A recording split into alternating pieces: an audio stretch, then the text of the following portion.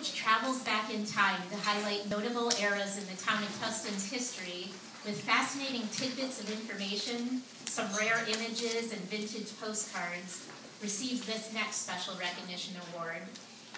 When Tustin's Colorful History, a Delaware River town comes of age, was published by the Tustin Historical Society in December 2016, its first printing sold out in only 2 weeks.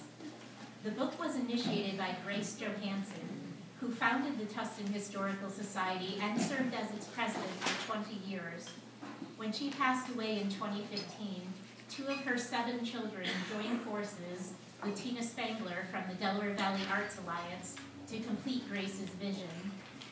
Town of Tustin co-historian Art Hawker said this about the book, quote, "Grace, her daughters, and Tina did an outstanding job. The only regret I had when done looking at it several times was that it leaves the reader thirsting for many more pages and topics.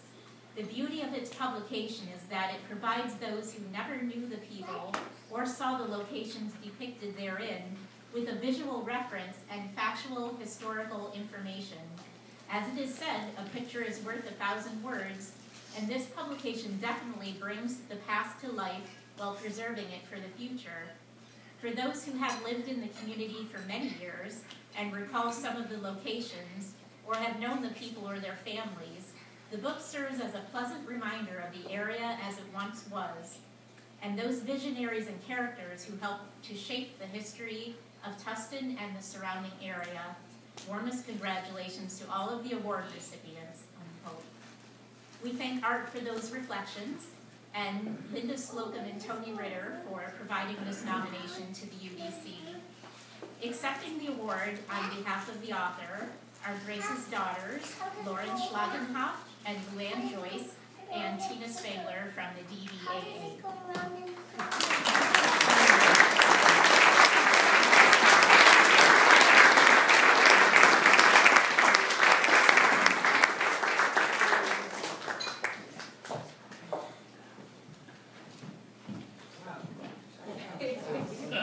Well, why don't they speak first and then afterwards? Oh boy. Hi, I'm Tina Spangler, and well, I met Grace Johansson when I first moved to this area about 12 years ago, and I was looking to do a film project about the history of the community where I was living, which was called Luxton Lake, just outside of the town of Narrowsburg. And I went to the Delaware Valley Arts Alliance and spoke to Elaine about arts funding, and she directed me to the Tustin Historical Society. And right away, Grace just supported the project through helping me apply for grants and also going through her family's scrapbooks and finding images for my project. So the film was completed, and Grace and I kept in touch, and she hired me to work on the Tustin Historical Society's newsletter, and then 2 years ago came to the Delaware Valley Arts Alliance, where I now work, and said that she had this idea for a coffee table book about the history of Tustin. And so we helped her apply for a grant this time, and she asked if I would put the book together for her. So we had started working on it a bit, but then Grace got sick, and when she passed away, we weren't sure how we would complete the project. So then Luann and Lauren came up, and we met, and it was an amazing experience working with them, putting the book together. And as Lori said, it sold out within the first 2 weeks of printing it. We had to have a second printing, and Tustin's Colorful History was in Grace's memory, and I'm just so proud to have worked on it. So thank you.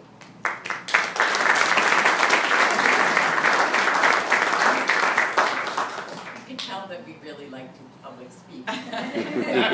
Our mom was much better at it than we are, but when we watched Mom work through this process and incorporated in the book are panels of the history of logging in the Delaware Valley and boarding houses, and then the history of flight.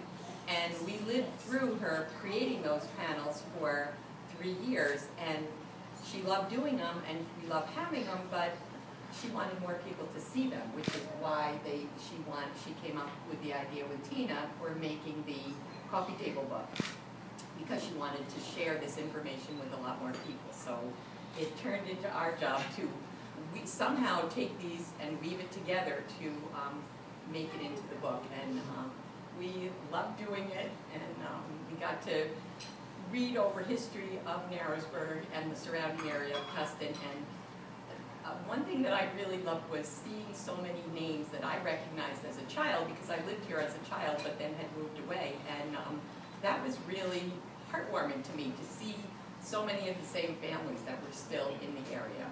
And without Tina's work to put it all together, it wouldn't look like it looks. So she's a master at taking photographs and making them look wonderful, and it was really lovely to work with you. So I am thrilled that my mom's panels are out for everyone to see. And I just have to tell you, the smartest thing I did was to ask my sister to help me do this, and then we were so blessed to have Tina with us. And I have to thank my grandmother, who saved every postcard she ever got in her entire life. That's Ruth Failing, and thank you very much.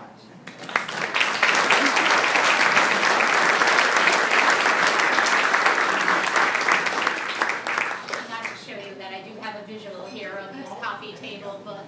This I actually borrowed from Cindy, who's a native of Narrowsburg, and obviously wanted to be sure she had this in her collection. And they are available now, Tina, at the Signature Gift Shop. Yep, and through the Tustin Historical Society. Mm-hmm.